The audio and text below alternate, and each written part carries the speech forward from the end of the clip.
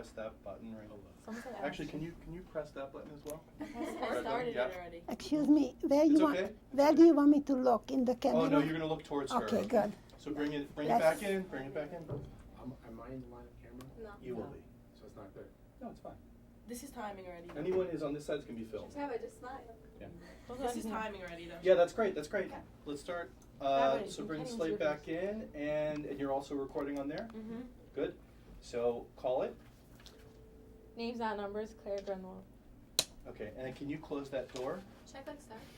Oh, you didn't press start. Oh, you did press start. Oh, wait, just now, just the. Okay. All right. Let's do it one more time. One more. Yeah, I said roll camera. Okay. Sorry. It's not closing. Oh, it's locked. Yeah. No, it's not locked. Here. It's jammed. There you go. Oh. Okay. So let's bring Slate back in one more time because we didn't have this camera rolling. Wait, is it recording now? No. Yes, it is. It is. See if it says rec. Oh, yeah. That's recording. Okay. Okay, so I don't touch anything. Bring Slate in. Should I redo it? No, we're fine. We're doing. It's called second sticks. One more time. A little lower. Call it again. You can say second sticks. Second six, names, not numbers, Claire Grunwald. Come on out, and I'm gonna come with you over there. And begin. Good morning. My name is Lauren Seda. Thank you for coming to be interviewed for our Names Not Numbers project. What is your name? My name is Claire Grunwald. Where were you born? I was born in Debrecen, which is the third biggest city in Hungary. When were you born? 1932, January. Describe your family. We were 6 girls, 6 daughters, father and mother. What did your parents do? Well, first we had a grocery store, and later on we were working, we were selling sort of wholesale clothes in like junk in the industry. The peasants bought those ready-made clothes because in Hungary in those days, you went to a seamstress and they measured you and they made you it's not like walking into a store. Only poor people bought dresses like that, ready-made. So we had a lot of home workers and we made up these dresses and we sold it. That's what we did. Describe Jewish life in your community. In Debrecen there were 2 kahillas. Congregations was the Orthodox and the Status Quo, which was like Young Israel type. As a matter of fact, until after the war, I thought there were only 2 kinds of Jews, religious and not so religious.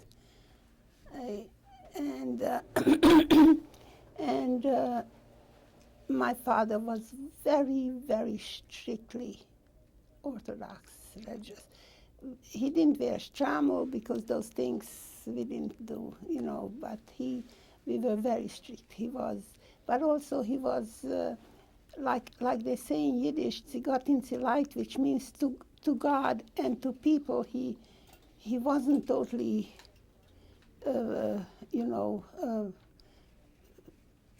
fair, only he had an open mind. And we had books in our house always, and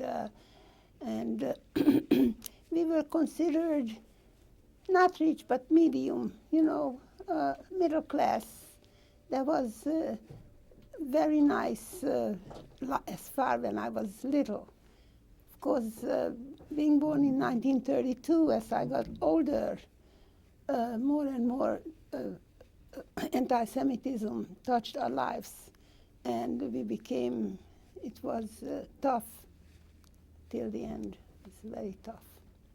Describe your education before the war. I had 6 elementary grades. And I read Shakespeare before the war. We had a very cultural home. My mother, we always read. There was no television. And no, we didn't even have a radio, so the only entertainment was reading, and I was reading day and night. Describe any interactions with non-Jews in your childhood. Not in Debrecen, but every summer I spent with my aunt who lived in a little village where there was no electricity in our house. We had a lamp at night, actually, and there was no running water. And but we had a horse, and we had chickens, and we played with the Schutzenlach. You know, we played with the non-Jewish children always, until the very last. And then they ignored me because I was Jewish. Then I felt their hate after after 1940, 41. And then I felt the difference. Describe any anti-Semitic before the war. Well, that's mostly what I remember. There was not at the very beginning, not when I was a child. What did I know? I did what my mother told me, but then very slowly, you see, this is one thing that's the reason I'm here today, because it didn't happen overnight. It happened slowly. First they took away our license to do business, and then we were not allowed to hire a non-Jewish person. So we had to get rid of our maid, and slowly, and then you walked on the street and they yelled at you, "You dirty Jew," and you couldn't complain like here in America. Hey, it's how do you call it, crime? You know, there was, because the state, it was all right to hate a Jew, you know, and kids used to beat us up. You couldn't beat back because then you ended up, you know, you were always wrong. Describe where everyone in your family was living before the war. Well, we were 6 daughters, and and my father, my mother, and my one sister who was a year younger than me. We had some relatives in Transylvania, and they had no children.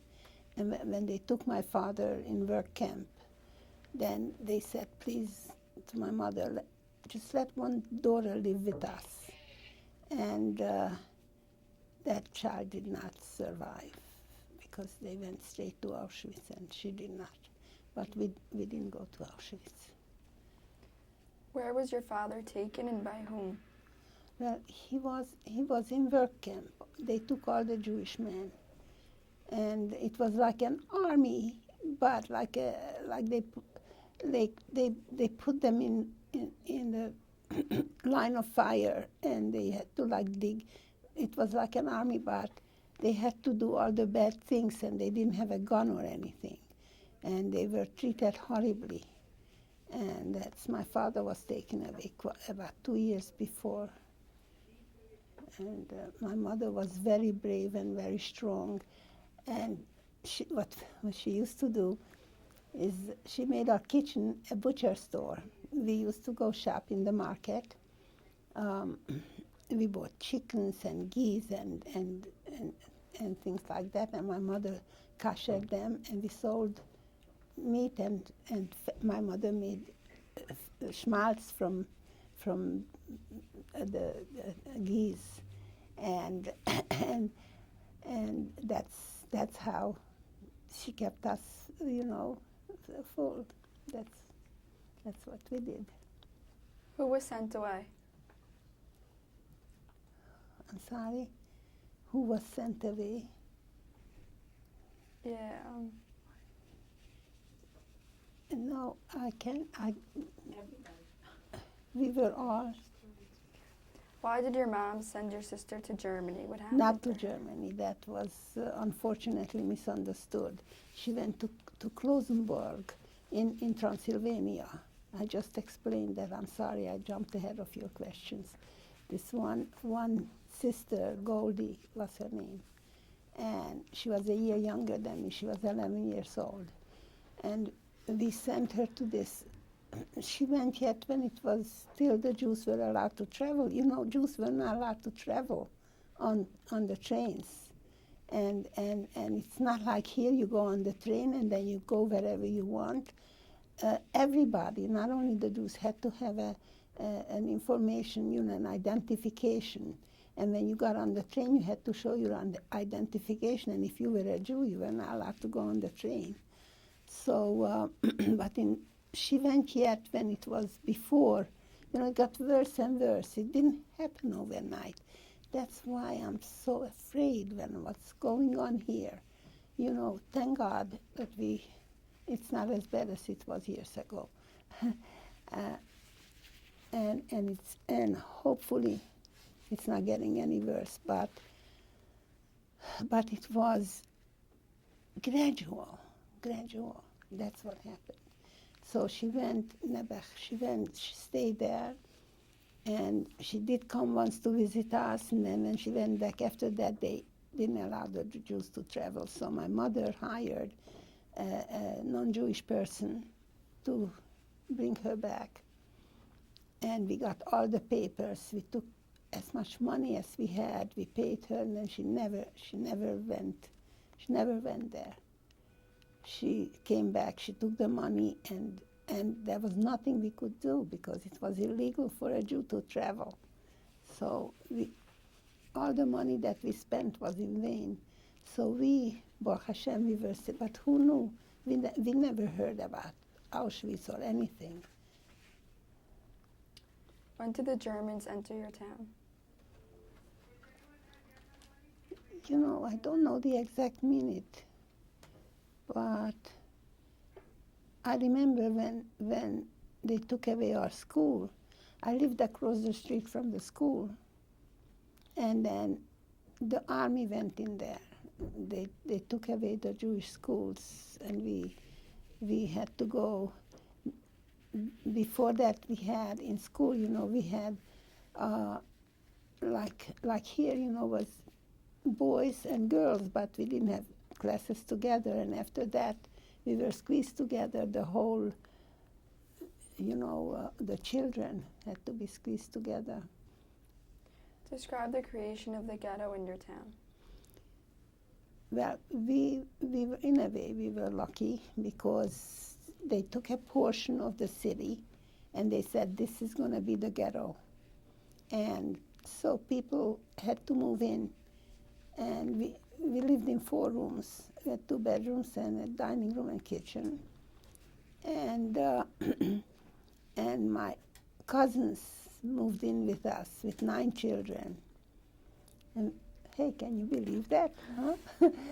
But you know, you put down duvets on the floor, and the kids all slept on the floor, and that's it. And we lived together, not for long. It didn't last long. I don't know exactly how long we were in the ghetto, but I can tell you one little story where what was I going to say? Yes. That they bombed Debrecen. They bombed, you know, it was war. So and not one bomb fell on the ghetto. And next time the alarm went, you know, that they are coming, the bombers, all the Goyim came to the gates of the ghetto. They were going to come into the ghetto. So but we ran to the basement. It didn't help much. If God forbid, if we didn't have decent shelters, yeah. What year was this? Probably 1943. You know, it's vague for me. I was only a child. Describe the working conditions in the ghetto. I mean, I remember I washed the floors after everybody. I mean, we didn't do anything. I don't remember what we did.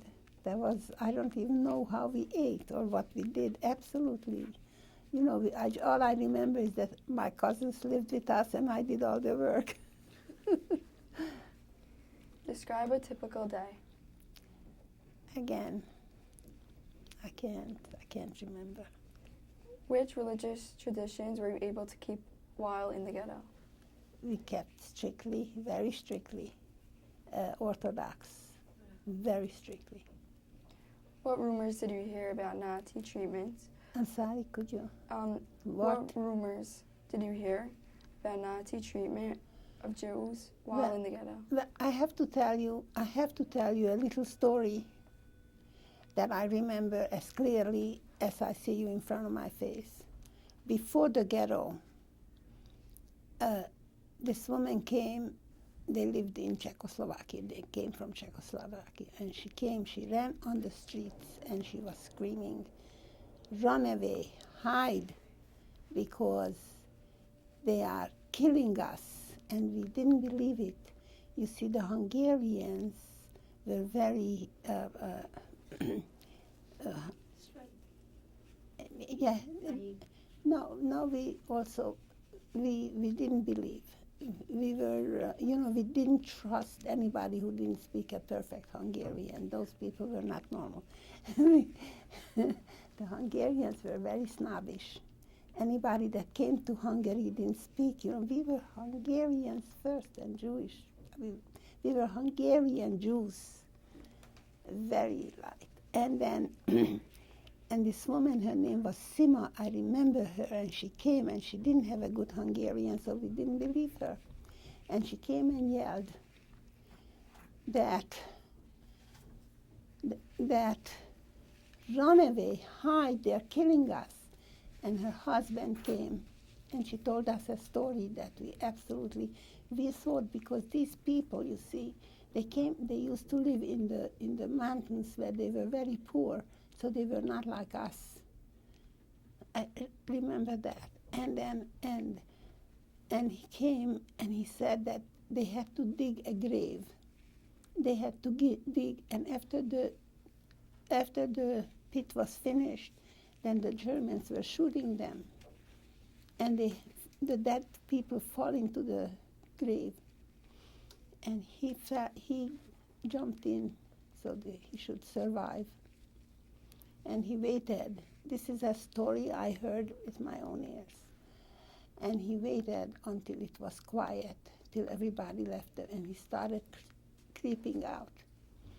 And all of a sudden he hears a little voice saying, "Taten nem mechmit, Daddy, take me with you." And he said, "I'll take you, but if you say one word to jeopardize our life, I'm going to kill you myself." And they both survived and came to Debrecen. They also survived the war, I have to tell you. They came with us into the lager, into the concentration camp, and they survived.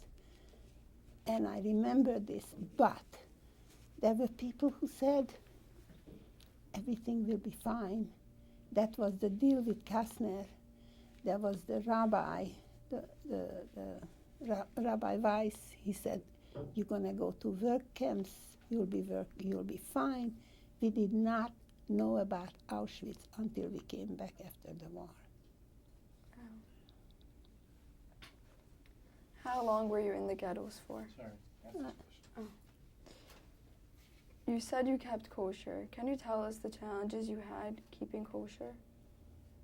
That was no problem. Everything was kosher. We had whatever. Later on, in the ghetto, we were at home, and whatever, I don't know from where my mother got the food, but we ate. And there was no question. As long as we were in the ghetto, we were at home, even though there were a lot more people, but we all somehow managed to eat whatever we ate. I don't remember. What about meat, stuff like that you have to have? I want to tell you something. First of all, in Hungary, it was forbidden to shecht, to slaughter beef, to slaughter kosher. Okay, so I never saw meat before before after the war, because I only ate poultry. There was chickens and geese and ducks and turkeys, and that's all. I never saw any other kind of meat at all till after the war, because in Hungary they forbade the Jews. Here also they started all kinds of funny things that you're not allowed to, that we torture the animal. So you have to be careful. These are little things that you don't even think about, but you take it for granted when it happens to you slowly, and that's what happened. And how did we eat kosher? I don't know. I'm glad we had what to eat. I don't. Of course, in my house there was nothing but kosher, and I don't remember the time, how long we were in the ghetto. I don't remember. But from the ghetto, they took us to the. Mrs. Grunwald, Yeah. we're gonna switch, girls are All gonna right. switch. Okay. Because now And then we'll pick up from that. Can I go? Okay. you wanna go next? Okay. So everyone switch whatever you're doing. Also, You wanna try to make, think, the role. Yeah. if you want? I asked you. Okay, I'm sorry. I had a lot of things. Okay. Should I stop this though? No, keep it going. Everything. Don't cut anything. Okay. All right. To either. Yeah. Thank you. Here. Didn't forget. You wanna switch, Okay. you wanna switch to there? Does everyone do a different role? Should I do this one? Joyce, when is your test? 11:30. 11:30?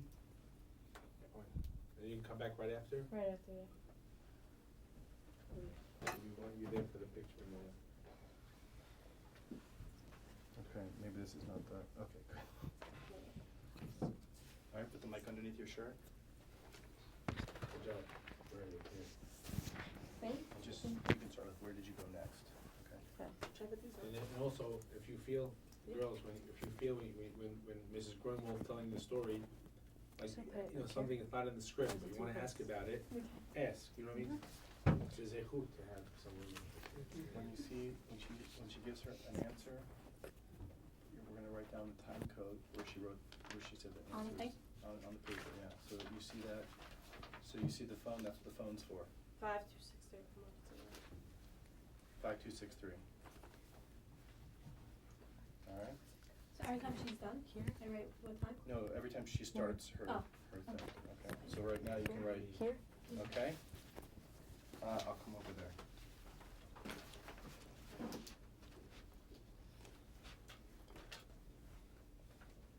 You can go.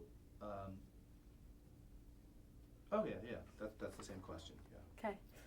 Where did the Nazis send you after the ghetto? I remember one nice day they told us we have to leave our homes, and they said, you can only take as much as you can carry. Wow. And I had a rucksack, a backpack, and two things in my hands and something in my mouth, like that. Because we had to try to carry whatever we could. My mother was very smart. She made some rice, I don't know how you say that. It's like flour and oil. Flour and oil, so that she said wherever we go, at least we'll have what to eat. Yeah. So we had that with us. And they took us to the brick factory. That's where all the Jews surrounding Debrecen, the whole vicinity, everybody was there, all the Jews. About 10,000 Jews there were, I think. And and we were there for about 2 weeks before they put us in wagons. And in this time, I have to tell you, a lot of the non-religious Jews committed suicide. That was the first time I saw a dead person, because they killed themselves, a lot of them. Because if you believe in Hashem, then you know that whatever happens to you happens because of somebody above wanted it that way or had to be that way, whatever. And you accept your lot. They announced that they're making 2 separate groups. one group has to be less than 3 children, no old people, and another group old people with little children. So of course we were 5 children. My aunt, who had 7 children, my grandparents, who were there in their 80s. So they put us in the group where there was a lot of children. And my aunt, who was more enterprising, she said to my mother, let's sneak over to the other side. It will be much better because probably they take us in a better place if there are more, less children and less. My mother said, wherever Hashem puts me, that's where I'm staying.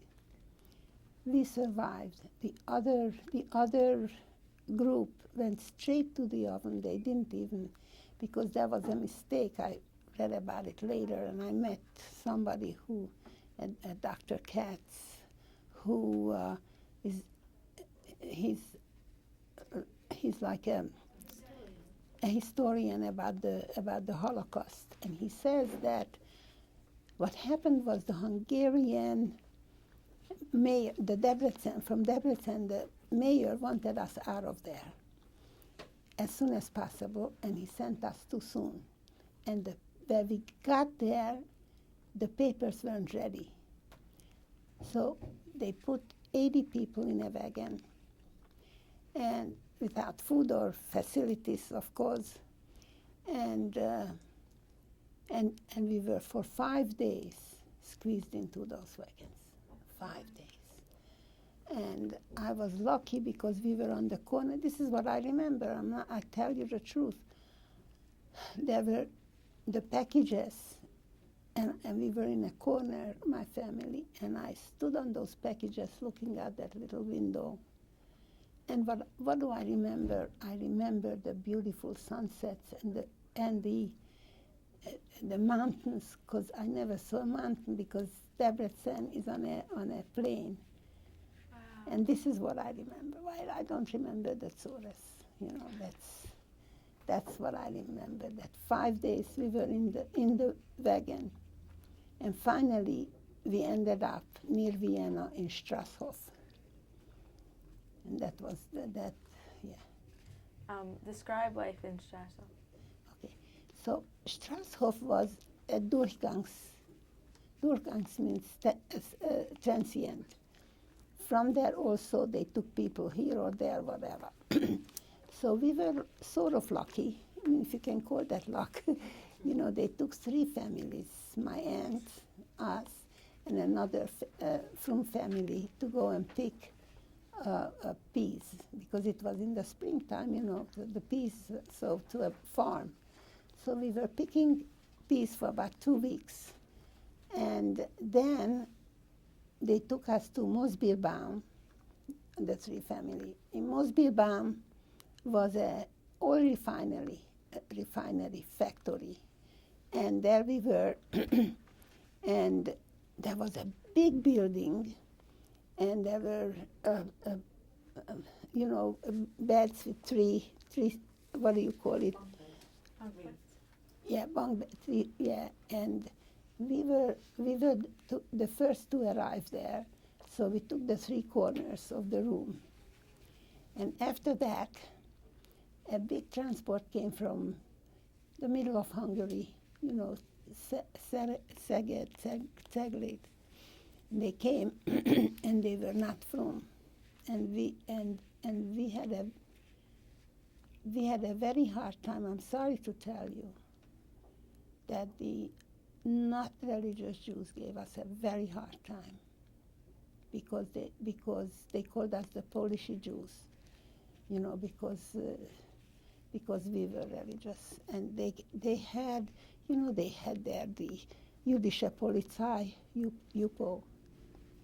Then they had, it was not only the Germans, but the non-religious Jews, the Erev Rav. They gave us a very hard, we were the only religious family, and there were 3,000 people there in that building, and they gave us a hard time. How long were you there? We were there for, I don't know, a few months. After the winter, then they took us back to Strasshof, but not in the Durchgangslager. It was in the middle of a forest. We were in a and there were little barracks, also 3 tiers. In every barrack there was a family. You know, it was built from. We were there in the winter and said if the top guy could stick out her tongue, could lick the ice off the thing. But we were there, the family was sort of together. And there were other people also. They brought in another, how do you call it, from the Munkatábor, they brought in some people. So we had to share, but even though we were 16 people, but anyway, we were in the middle of a forest. And we were able to go through the fence. And somebody was with us who used to have a mushroom business. And he told us which mushrooms are not poisonous. And so we really practically lived on mushrooms. We had very, very little food. But whatever we had, you know, and and we were right next to a Goyish cemetery. And we used to go over there because there was water, we could wash our stuff. I mean, you know, Baruch Hashem, you should never know it, never ever. But you lived in a little barrack that the walls were made as thin as that thing, you know. And we did have a little stove, and we got very, very little food. I mean, I was hungry day and night. Once we found a dead rabbit, and we took it home, we skinned it, and we cooked it and ate it. Now, my grandparents, they did not eat trife. They did not. They ate, they lived on whatever but we children, we had to, you know, to survive. But, you know, we got 1 little bread a day, and my mother used to give, for my youngest sister, who was 5 years old, she got the smallest piece, never. Yes. And it was difficult. Come to think of it, let me go back, just the Pesach before the ghetto. My father wasn't there anymore. My grandfather made the Seder. And I don't know if you guys, you steal the Afikomen? You do too, because we do. And then you have to ask for a reward. So my younger sister stole the Afikomen, and guess what she asked for? A hard-boiled egg. I wrote a poem about that. One of these days I'll read it. And yeah, go ahead. Describe the day you were liberated. Hold on 1 second. Okay, we're gonna switch. We're gonna switch. Yeah. Go ahead, hold on, so where are we up to? We're up to 42? Yeah, can I say that again? We're up to liberation, Lauren, right? it's so much better when you hear it in this. So Hold on. I'm doing good. Well, guys, we're up to Amazing. liberation, that's So it. good. Heavy, so I should do that one. We did the training, right? I circled it. Wait, I'm going to June's spot. Because you covered all the questions, right? Yeah, that's why. You Okay, realized? Yeah, I very wasn't good, gonna proud of you. repeat them, yeah. Very proud of you, good. Let's go. Hello.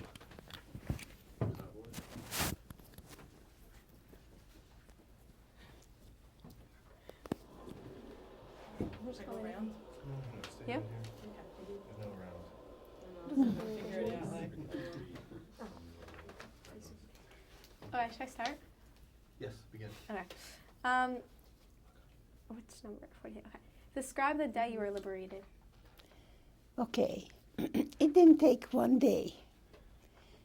They took us back to the Durchgangslager in Strasshof because they wanted to take us to Theresienstadt.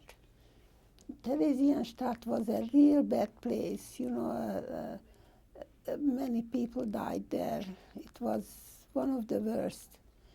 and they and they put us in the wagons again, and we were, and there we were in the wagons, and then got helped, and they bombed the station. So only one car got hit, and so we survived, Baruch Hashem, and they took us back to the Durchgangslager transient, and there we were, and then sort of we they were shooting across the lager, the Germans on one side, the Russians on the other side. And then it got quiet. So we were sitting there for a while, afraid to go out, and one brave guy went out. And guess what? He saw a Russian soldier. And he went and he said, "Oh, my friend," and you know what the Russian soldier did? And you know what the first Russian words I learned? The first Russian words I learned was "Davai chasi," which means "give me your watch." So the man still had a watch, which today is nothing. For $10 you buy a watch, but in those days that was.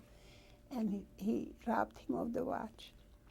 And it wasn't easy. It wasn't easy to be liberated by the Russians. It wasn't easy. But all of a sudden, there were a lot of things that was left over from the Nazis. They were running away. And we went into the trains and we picked up, you know what the funniest thing is, what I was the happiest to find was some salt, because our food was without salt and the body needs it very badly. And I found a little bag of salt, but there was sugar and there was vodka and there was, they were robbing the world and taking it with them, no place, because they lost the war, Baruch Hashem.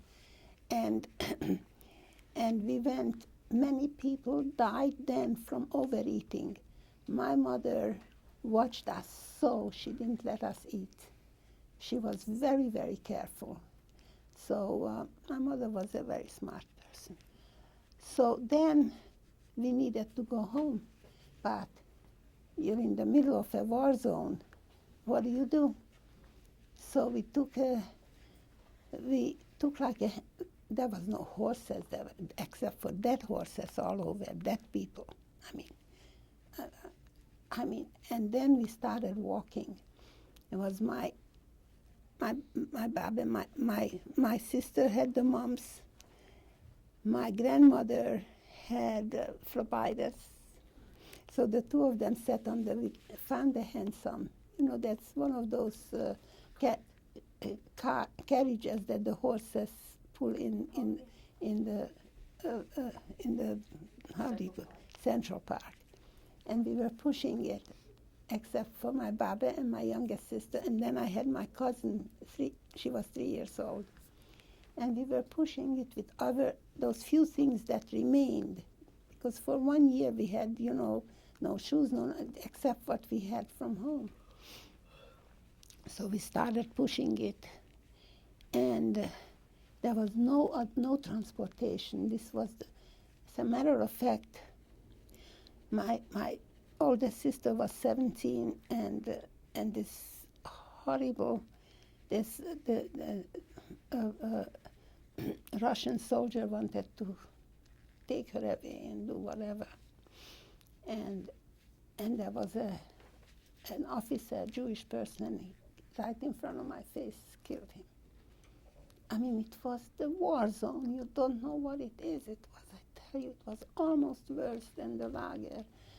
So finally we went, I don't know, should I tell that story where we were hiding and that woman was raped? So it was a horror story. Finally, we found somebody, again, a Russian Jewish officer who put us on a truck, and we went to Bratislava. Bratislava is, I don't know, what's the English name of Bratislava? Bratislava? Bratislava. Yeah.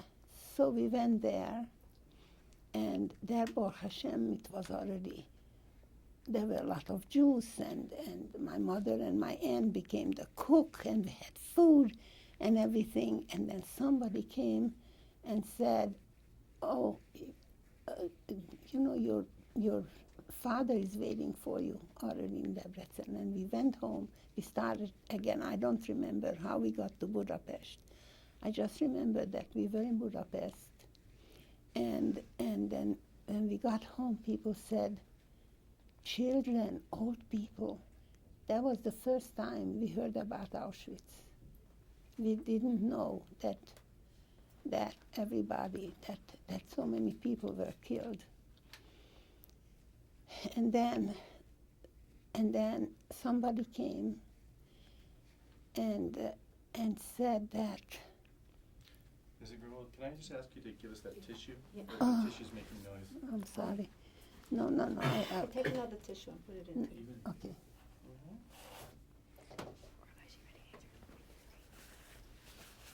I won't touch it. You want to give it to me?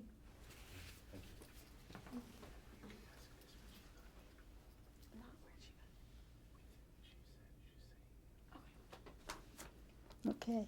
yeah, continue. Oh, next. Which members of your family survived? The 5 daughters, the 5 siblings, and my mother. My father did not survive. My father wouldn't eat unkosher food. And at the end, there was nothing, so he didn't have any reserve. And he died of starvation 2 weeks before liberation. Did you go to the DP camp? Yes, we did. After we settled in, my mother, see, the whole city knew that my father wasn't alive. Everybody, but nobody told my mother. So every day she went to meet every train to see maybe he'll be on one of the trains, but he wasn't. And then Yom Kippur, she was in shul, and a woman, and she was crying, you know, there was enough to cry on Yom Kippur. And a woman goes up to her and she says, oh, Mrs. Berkovich, now you know already. So my mother said, what? So she says that your husband died. And that's when we found out. And after that, my mother said, I'm not staying under communism. Because, you know, don't forget that she lived through before World War I, and she knew what communism was, and she said, I'm not going to stay here, and I don't know how, but she got on a train, and somehow we snuck over to the American sector, and we were in a DP camp for 4 years. We were waiting for a visa. Yes. Describe life in the DP camp. Well, you know, it's a bunch of Jews together. What can I say? It was okay. We had, the UNRWA helped. They gave a lot of food. There was enough food, and then we had a nice little apartment. I learned my trade. My mother couldn't see that I should sit there and do nothing. And I was always good with my hands. And she found a place in Nuremberg. We were near Nuremberg, in Fürth, and she found in a beauty salon, and I learned how to make wigs. So I know how to make a wig I was for 3 years. I was an apprentice, and I want you to know something. I was among them, and I was like, you know, like we were pals. You know, with the other young girls. With the Germany. I was among the Germans there. And I want you to know that the hate never stopped. That they always hated the Jews. But they hid it. But they couldn't hide it because I looked a little German, because I was, you know, redhead with freckles. I didn't look, even though my nose is Jewish, but mostly you have to. I used to bring them white bread because we got white bread, and they didn't. They suffered also. They suffered also during the war. War is not good for anybody, and especially that they lost the war. So that's, and then finally we waited. Sorry, what did you see? What examples of hate did you see from? Well, I tell you, we were very palsy-walsy. We were very palsy-walsy, and they gave me one of the, like, there's always new songs and things, just like they're the teenagers, they like to, you guys listen to music here and then, and they had it written down. So one of the girls lent me one of their books, and I saw all that horrible anti-Semitism, all that Nazism. I didn't have, and then I gave it back, stupid me. I should have made a picture of it or something. But it was horrible. And then I realized that they can be nice to you, but they're not. What life events did you see at the DP camp? What life events? Yeah. Your sisters got married. Yeah, 2 of my sisters got married, and I grew up to be 17 years old. What can I say? We went. They took us to camp, in the summer. It was a life, after you are in a pit and somebody pulls you out, then everything is good. We have to be happy with what God gives us, because whatever you have, you have. Tell us about the wedding. My sister's wedding? Yeah.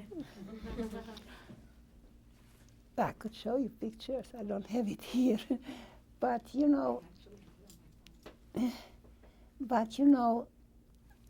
it was like a community.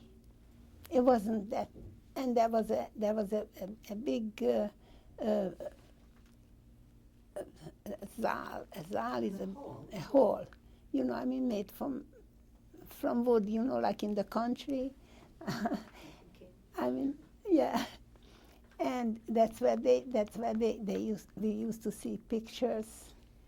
That's where I saw the D-book. Oh, you gotta see that picture. Movies. We used to see movies over there. And that's where the wedding was. It was just the whole. They did have white gowns. We lived a normal life.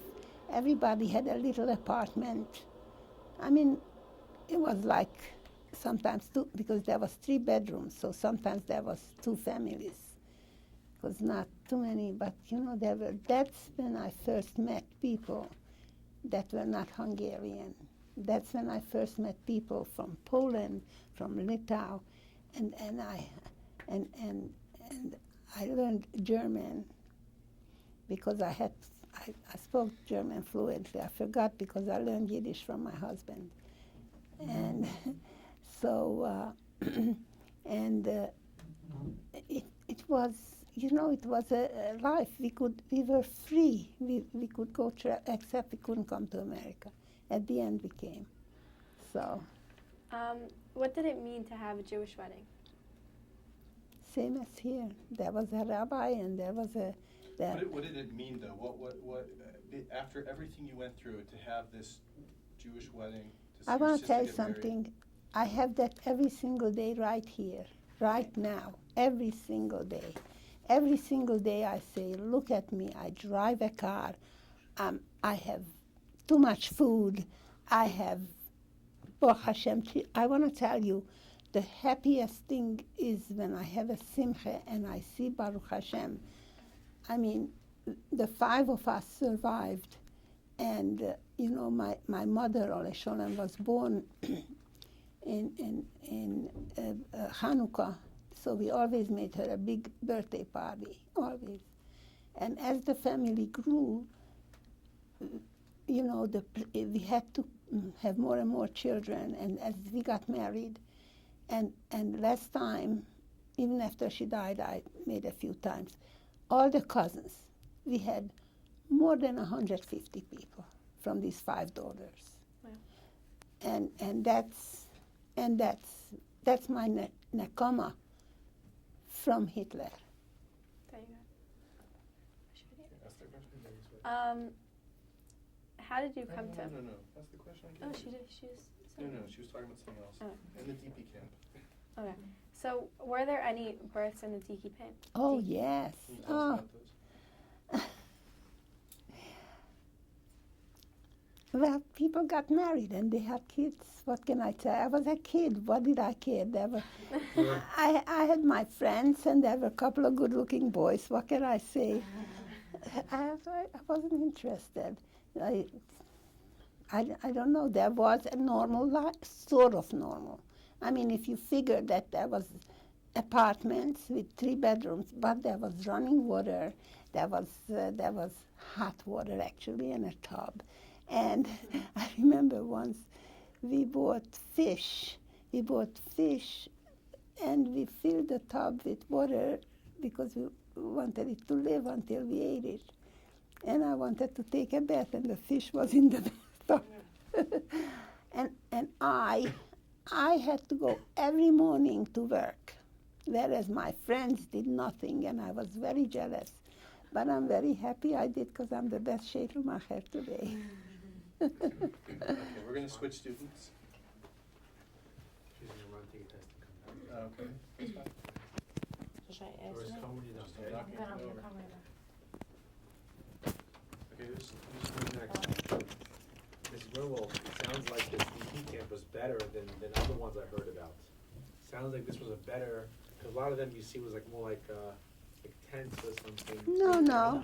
Most DP camps were like, No. It depends who you're talking to. Yeah, I was maybe. Depends felt who. the pain. I was together with my family, and my mother was very strict, and I did what she and I was a good daughter. I did what she told me. If you're 18 or 19 or 20, or if you're 16, then you're a kid. A kid sees things very Different mindset, differently. yeah. So when you ask about the birth, I mean, I imagine the adults must have been so happy that there's a rebirth. But You're a but kid. my mother When you're was that like, age, you like became a little kid. okay, another baby, Right, So right. But wasn't the baby born there also? The baby was born. Wait, Yeah. what's that now? Yeah, what do I remember? What do I? Someone want to be on this camera? You could be on this camera, okay? You don't need her to write down the. I need her to listen to stuff. That's why I said I'm not your Were you on this best. camera before? Yeah. No, you're You know, I wasn't out. Mrs. Grunwald. Okay. You want me to go back? I mean, Do you guys want to switch again? God bless you.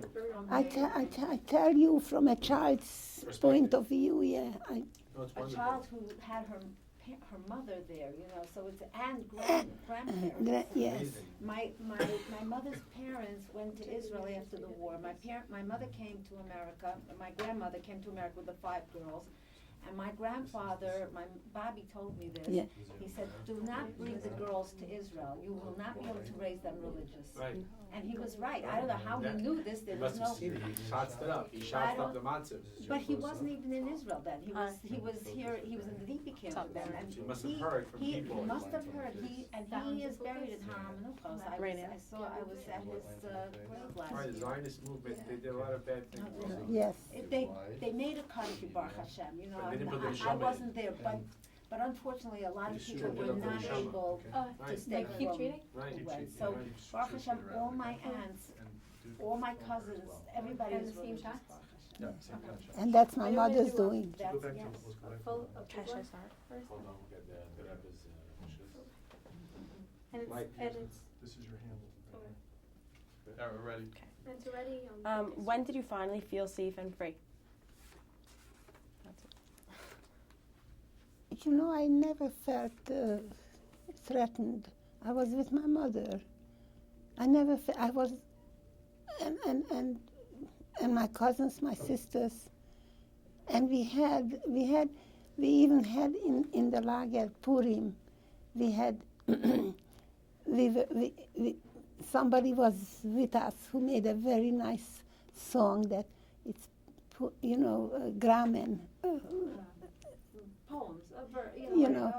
And we used to sing in the when nobody was in there with us, and we had just lived. I'm a very positive person, and optimistic, and I just never thought. I did what I had to do. What my mother told me. I wasn't. What can I tell you? But it has its thing on me. My teeth got very weak and whatever. But Baruch Hashem, I'm here and I'm 88. Gonna be next month. What? Amen. Amen, amen. And I will. I intend to wait for Mashiach. Amen. Yeah. Together. Amen. Yeah. How did you come to the United States? Well, that has a story also. You want to hear a Yeah, nice I story? wanna Okay, I'll tell you a Right. story. Okay, I tell you a story. I was very much a Zionist, very much. I wanted to go to Israel, only to Israel. And my mother couldn't cope with me. I was a very difficult child. And I was 13 years old. And she sent me to a hachshara, that, people getting ready to go to Israel. It's like high school, and it was in a beautiful farm. Oh, and they were teaching us to be halutzim and halutzot, and it was a Mizrahi camp, and I was there for a while. And then my mother, again, Hungary after the war was bombed out. There was I don't know how she got a letter to me that she's making Aliyah and I should meet her in Budapest. So yeah, okay, you're making Aliyah, then I'm going. If she would have told me she's coming to America, I wouldn't have gone. And so I went to Budapest, and I got there way before them. And I went into one of the Mizrahi homes. There was a lot of orphans, a lot of people just milling around without anything. So that was the home, you understand, for many people. So I got there, and of course it was a home for the Mizrahi. And then I got sick. I got phlebitis. I got a thing, and that was before antibiotics. And people die of those things. And they took me in the hospital. Now, those hospitals, after the war in Budapest, you don't want to know about it. There was only, not the whole day, there wasn't water the whole day. There was only a couple of hours, water a couple of hours. And I didn't have enough. I sold my blanket to get to Budapest. So I was freezing. This was already in October, I think. And I was cold, and I was sick and hungry. There was no food.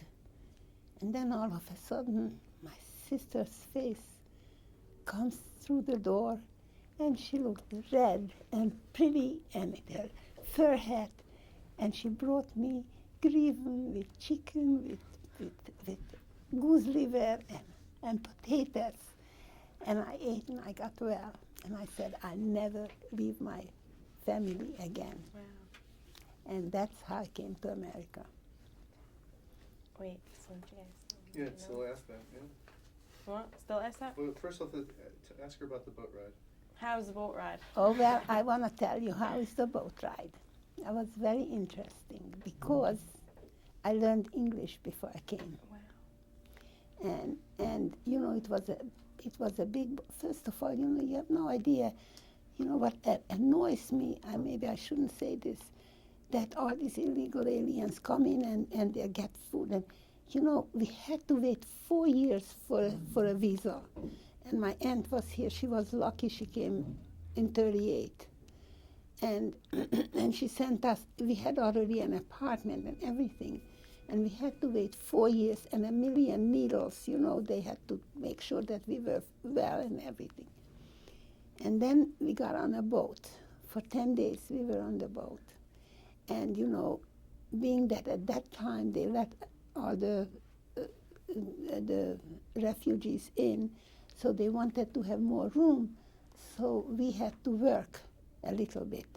So a lot of people watched the deck. I worked in the office because I spoke English. So I was sitting there, and there was some, what can I tell you? So, yeah, you know, there were some good-looking guys, and I was 17. and of course, my mother was very sick, but she didn't have to worry. And then, and it was 10 days, and my sister Brindle, she was pregnant, and she was throwing up day and night. Oh my God. And they put the men separate from the women because, yeah, well, you know, and then they fed us food that, you know, salads. We said, what do these Americans think that we are? We are animals or what? We're rabbits, we eating this kind of food. But, you know, there was no other kosher food, so we ate salads, and tuna fish. That's Yeah. what we ate for 10 days. Wow. But then we got here, and then I saw the filth on the Lower East Side, because the German streets are immaculately clean, immaculately. And I have never seen so much filth in my life. That was my impression of Wow. America. Describe when you saw the Statue of Liberty for the first time. I was very happy. I didn't jump out of my skin. Yeah. I was very happy. Okay. Yeah. What is? Describe the day you arrived. Can you do that? Well, we were told that it's very hot here. We came in June, I think. May, and it was very hot. It was a very hot summer.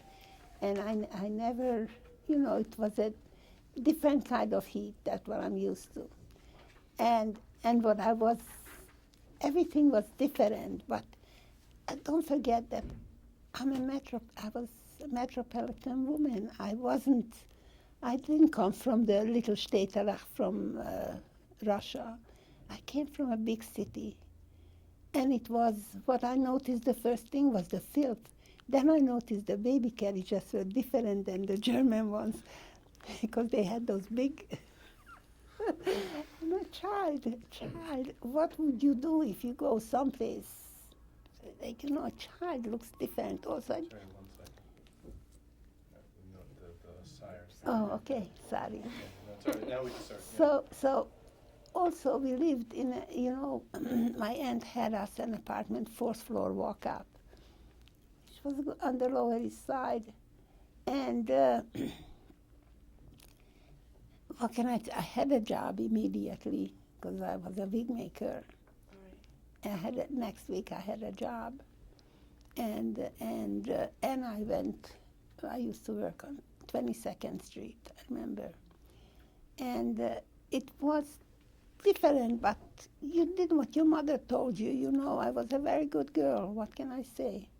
And that's what America was just another step in my journey. You know, I wasn't enthused.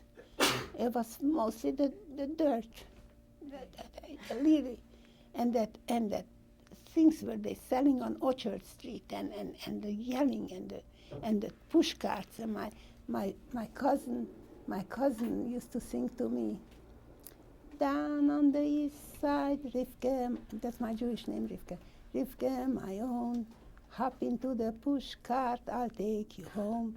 Tomorrow is Shabbos, a gefilte fish. Rivke, you are my favorite dish. That's so cute. That is cute. I've heard that. 1 second. I've heard that too. My kids, they've sung that tune. Yeah. I've heard my little kids sing it in the house. Different words, but the same tune. Okay. What did you think about life in America? Not much. I didn't think about much. I just wanted, my problem was that I was 19 years old, and my aunt said that if a girl doesn't get married by the time she's 20, she will be an old maid in America, and they tried to push me to get married, and I had all kinds of sort of things, you know, so that was my busy thing, you know, I had to go to work. I tell you one episode that might interest you. I was working by the Scheitels, and then all of a sudden I heard at 12 o'clock, you know, the alarm, There's a siren. Yeah, I know. a siren. And I got scared, and I got up and started running out until I realized that it's really, I'm in America, Baruch Hashem, I don't have to worry. But everybody had a lot of sympathy for me after that. How did you start your shadel business? I got pregnant with my youngest, who is now 59. And I, you know, I wanted to make extra money because even though my husband made a good salary, but I have a different taste. And I wanted to have a little extra money, so I started to work in the house because I couldn't travel because, you know, before her I had 2 miscarriages and I wanted to take care of myself. So that's how I started. How old were you when you got married? I was almost 20. Oh, wow. So you did it the right I time? made Okay. it. I made it. I got married in September. In January, I was 20. And how'd you meet your husband? Okay, that's another story. I want to hear that one. So, Oh, I write it in my book. You gotta. Yes. So what happened was that, you know, my aunt Sarah, Aleh Sholem, they were dying to marry me off. So, I mean, one day she sends up Naomi, my cousin. Rivki, come quickly. Mommy wants to take you shopping, but get dressed. So I get dressed. I go upstairs, and there sits a guy. And it seems that they wanted me to meet, but I didn't want to meet any. I wanted to fall in love, like in Hollywood, you know. yeah. So there sits this guy, and nervous. And I look at him, and he starts talking about the Holocaust. And that's all they did. That's why I didn't speak about the Holocaust for years, because that's all they talked. I didn't want to hear another word. And talks and talks and talks. And then after a while, he stops, you know, a minute. So I start to change the subject. He listens to me politely and then goes back to the Holocaust. So then I started reading the comic books. And then he left and he said I was rude, it's good. Yeah. And I said, no, wait. So, but I went out with guys. My mama was very upset every time I went out with some. Then I was 19 and I said, you know what, so bring the Shatchonem, I don't care. So the first one thought I was too frum because my mommy said I have to wear long sleeves and, you know, and he wanted to take me out, but mommy was entertained and she was sitting there enjoying herself. And the guy left and he never came back.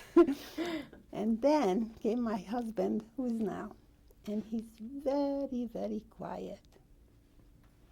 And I said to my mother, next guy that comes, he comes to see me and not you, and walk out. So mommy walked out, and here this guy doesn't speak, and I kill myself talking and talking and talking, and and at Hayom, that's why we married 67 years, Wow. 68 now, 68 years. Since 1951. And I do all the talking when I feel like it, you know. Yeah. He does. So my Aunt Sarah said, you'll be so happy, both your Uncle Shaya and I love to talk, and we don't let each other talk. This way you'll be able to talk. So, so at the end, you know, we got married. I didn't want to tell my mother. We dated for about 3 months, and I didn't want to tell my mother that he proposed, because they made me so angry because they wanted me to marry just anybody, just Right. get me. So I didn't tell them. At least 2 weeks I knew he was going to marry. He proposed to me. It was 2 weeks later I told my mother. And how'd she react? Oh, Baruch Hashem. Finally. Wow. That, Tell us about having your first child. oh, Oh, wow. ay, what can I tell you? I didn't expect all that pain. I did not, Right. because people said it's okay, it's nothing, but it wasn't nothing. But Baruch Hashem, I had her, and she was crying for 4 months. She was a Oh my God. colicky baby. What is your message to my generation? Love Hashem with all your heart, and whatever happens to you, it's not. There's 2 things that's in your power: to do a mitzvah or an avera. The rest is up to Hashem, and accept it b'ahava. That's all. I learned that. I wasn't like that, not at all. I was brought up in a very, very strict religious home. My father was so strict that on Pesach, when a fork fell on the floor, we never used that again. And we didn't eat the matzah on the table. We were very, very strict, and my heart was full of fear, nothing else. And I studied a lot of years, and I found out that with all your heart, you gotta believe in Hashem, and whatever He does is good. And that's the only way you were gonna be happy. Because you're not in power. Your only power is to do a mitzvah or a nevada. Everything else is min hashamayim. And that's what I would say to the young people. And when did you begin telling your story and why? Well, I tell you, I even wrote a poem about that, because I'm writing a book of poems. Yeah. Please, Yeah, please. Okay. over there somewhere. Yeah, just there, hand it to there. You see, I am talking to my great-grandchildren. This is the poem. Yeah, and I mentioned the Holocaust, and they don't know what the Holocaust is about. And I said it's only the 3rd generation, and they don't know. And I'm here, and I went through it, and they don't know nothing. So, if you'd like to listen, I'd like to read this. Read it. It's called The Knowledge. By innocence surrounded I sit, at my offspring gazing. Their intellect has me astounded, their knowledge I find amazing. Savvy of all gizmos they are, Twitters and Facebooks and all such. Volumes ahead of me by far, new things my old man mind just won't touch. Having survived the Holocaust, brought forth this lovely crew, animated from the Auschwitz dust, Jewish lives continues anew. Little Hebrews, born to freedoms, know of persecution no more, of gas chambers and pogroms like the generation of yore. With their iPods, they are busy, but they don't know naught of our frightful past. Jewishness in these days is easy. In the USA, we are blessed. This is but the 3rd generation, born after untold horrors past, when by a sadistic nation Jews were tormented, burned, and gassed. Wake up, my children, be aware. Storm clouds are gathering again. Watch out for Amalek, prepare. Forget not our kin that were slain. Hear the sad tale I have to tell to each of you of the past. To each of you of the past I must, how Jews lived through a living hell. Let us never forget the horrors of the Holocaust. Beautiful poem. Amazing. It's so Can beautiful. you just say the last line again, guys? You can't talk when they're talking. Okay. Say the last line again. Let us never forget the horrors of the Holocaust. Thank you. Do you have any photos to show us? You didn't tell me. If I would have known, I would have brought my own. If you just send that to Rabbi Bitton, that will. Which photos would you like? I have a lot. I don't have anything from in the Right, of camps, course. but I have from before and after. I have from the DP camp. I have from the DP Yeah. camps, So yes. if you email or text me, whichever, I will. I'll send it to I have my your phone. email address, I'll send it to you. That was Describe. such a beautiful, that was such a beautiful poem, by the way. Yeah, really. I love the words. It's so. You It's can so. have a copy of it. You I have will, a- I'll you make have a, a- I'll take a picture yeah. right now. It's so beautiful, this poem, because Right. it sums up what's Everything. happening in this generation. So do you guys have any questions about her poem? Higher, maybe they want to hear the. Oh, I have another poem that yeah, where did you put it? yeah, that it's there. What line struck you the most about her poem? How, one that struck me the This one? most. Oh, Yeah. right. Wait, Yeah, no, that's you the go. one. What was your line? No, Which no, one no, no. struck you the most? The sacrifice? No, no. This one with their iPods, they are busy, but this whole Right, thing go ahead. because kids now in our generation are so busy on their phones and they don't realize Give me. about the things that have went on and the things that are still Oh, going yeah, on yeah, now. supermarket. There's still so much, Mhm. Right. so many bad things going on that no one's even aware of or care because they're too busy. Right, savvy of all gizmos, they are Twitters and Facebooks and all such. Volumes ahead of me by far.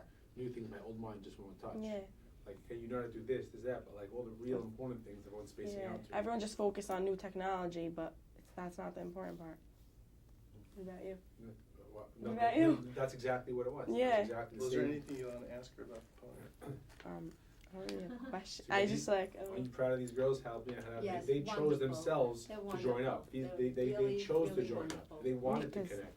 I think it's important to know about the history. And This to is a learn. good poem. This is Very a good good poem. poem. And then, Put it in the chat. if you guys want to hear Can I another ask one, you a question? Yes. What spurred you on to write that poem? I was just saying you did not listen. I said that I was sitting with my great grandchildren, and I talked the I said the word, and he says, "Bobby, what's a Holocaust?" And I said I was shocked, Because you and think they learned it in because school. Yeah, They go to most people yeshivas, do. all of I them. only write poetry when I get emotionally involved. So That's a good way to let your feelings out too. right. By writing. So just a hoot to sit with Mrs. Definitely. Grunwald, you know? It is. Should I ask this one? Thank you. I would, yeah. Go on, yeah. Describe how you felt when you heard about the shooting in the synagogue in Pittsburgh. It's just a series of the other things. And I want to say something. I tell you something, that there were 3 ships that escaped Germany, and they went from port to port, and they were not allowed in any place, and they perished at sea. I don't know if you know about that. Well, Spirit of the St. Louis? Yeah, that's it. I don't know the name, but there is Oh yes, I remember. there is no difference. Asaph is Asaph. Jacob's kids, children, and Asaph hated us. But it's getting better because before the coming of the Mashiach, it says that it's going to ease, and when you see what's going on, you know, it's not as bad as it used to be, and there is always some mean ones. It's Baruch Hashem that if it would have happened in Hungary, nothing. The state would have good those miserable Jews, let them die. But here it's a whole hullabaloo. It's good. I mean, it's not good that they were killed, but believe me, every day on the streets of Borough Park and every day you can see there are some people, they hate us because we're better than they are. We have a higher neshama, and they're jealous. It's true.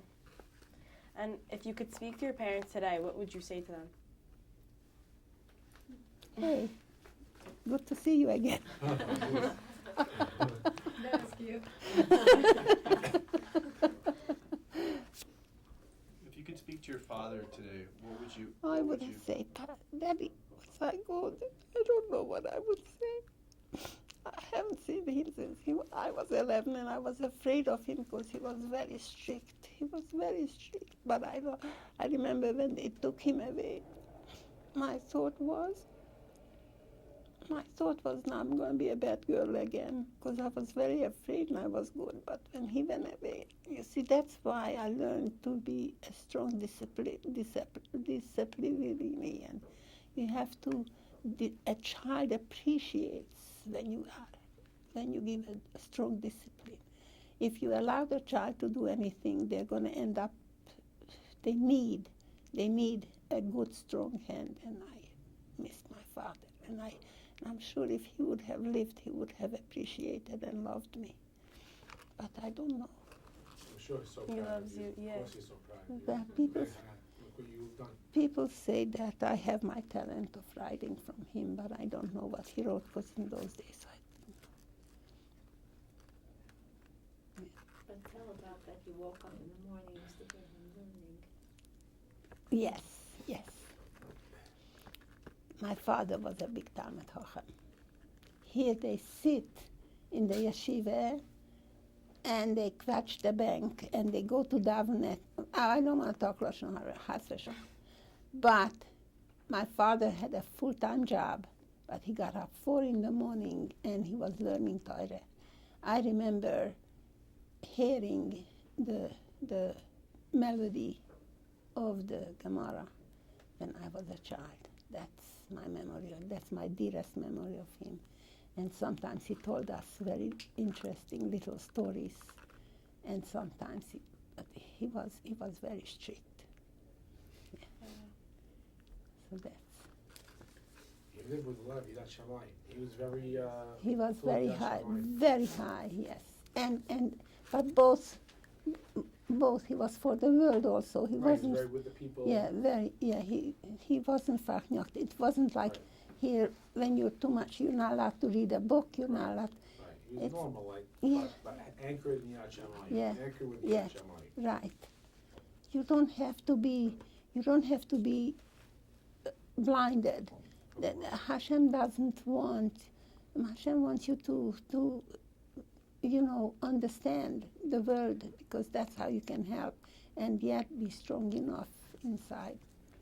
Right. I think. That's True. such a beautiful message. So nice for the girls to hear it. Yeah, it's Not very just nice the to hear. rabbis saying it.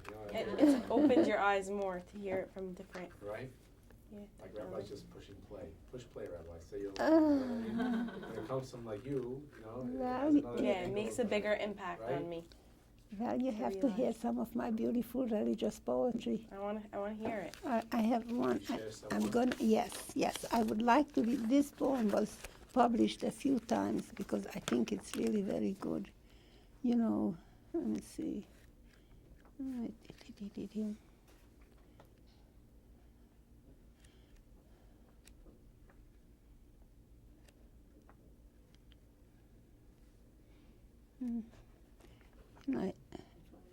I'm looking for the greatest architect.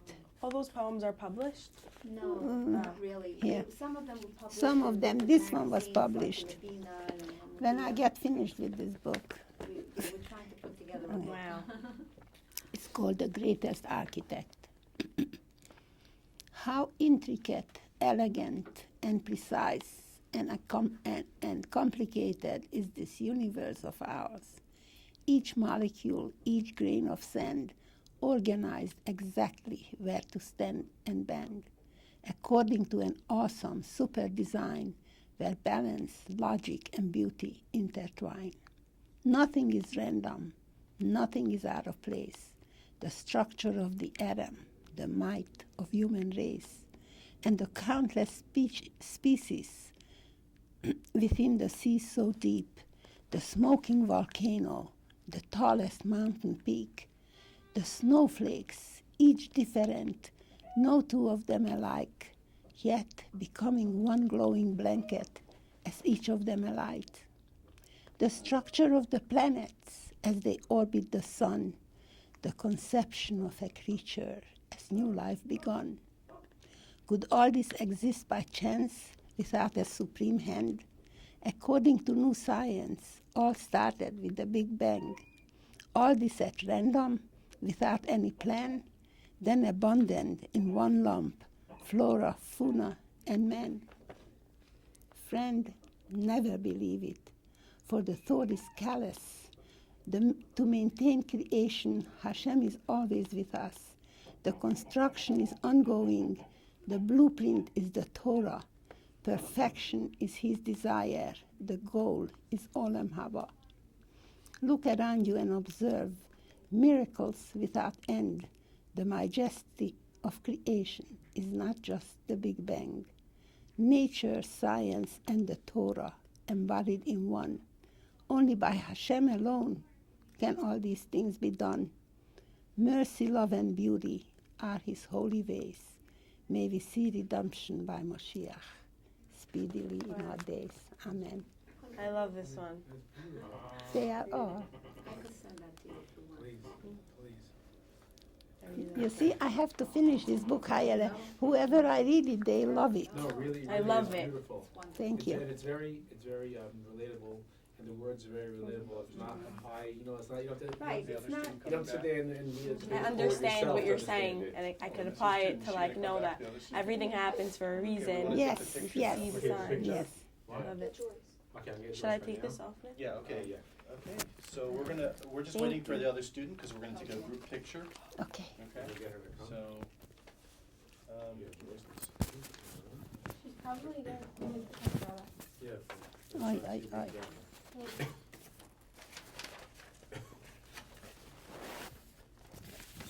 Probably left it in the Here, where should I put this?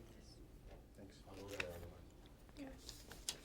and this microphone. Should I stop the thingy from playing? Yeah, we can cut now.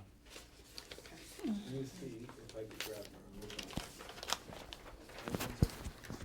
That was an amazing interview. Thank you. Mrs. Grunwald, really, I've sat in a lot of interviews over the years, Baruch Hashem. I wasn't so because I wasn't in Auschwitz and I was a child. Right. So what can I tell you? I love the messages you give. I love the messages. It's so important, That's how my mother lives. Right? Absolutely. because it helps drive home all the messages we give the kids. It helps drive it home when you say it. You know what I mean? It takes all that we said and yallah, you know it. Yeah, but I want to, I consider myself a Balash Tshuva, because even though I was brought up in a very strict home, my heart wasn't in it. Right. I wanted to look like an American. I didn't wanna blend. I wanted to blend, and I, sometimes when nobody looked, I did something that I might not, whatever. Yeah. And I didn't feel bad about it, whatever. And then my mother forced me to daven, so I davened, but, and then I studied with a rabbi, Rabbi Kessen, Shimon Mendel Kessen. Kessen? Not Mendel also, Mendel and Shimon. We are very close friends. And for 17 years, I had a shiur in my house every single week with Shimon, not with Mendel. They're different, but they're alike. They're identical. They are twins, And I studied, and I